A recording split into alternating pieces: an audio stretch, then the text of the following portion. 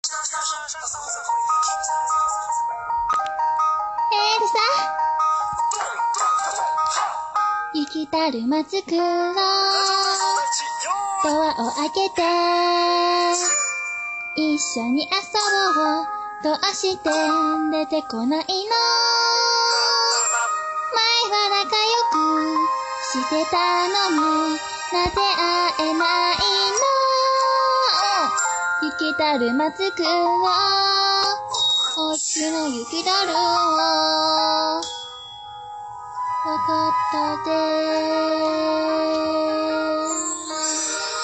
ー。もうやだわ、最近手がかじかんじゃっても。いや、マリオみたい。ポカポカなの？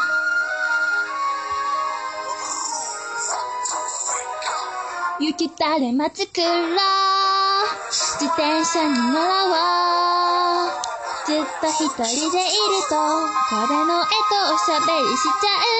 頑張りじゃぬ。寂しい部屋で柱だけ見てたりするの。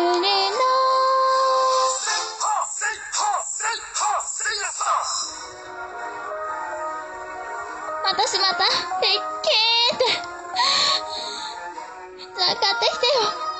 もう帰ろう。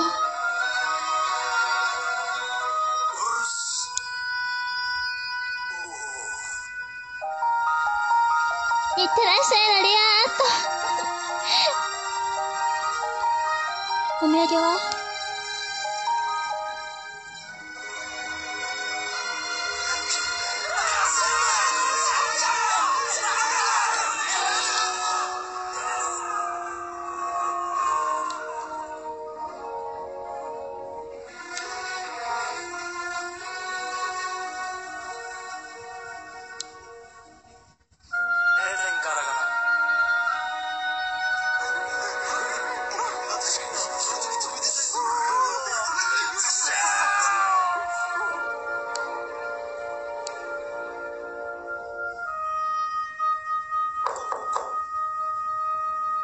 エルサ、ねえ、ドアを開けて、心配してるの。会いたいわ、そばにいれば、支え合える二人で、私たちだけで、これから、どうしていくの？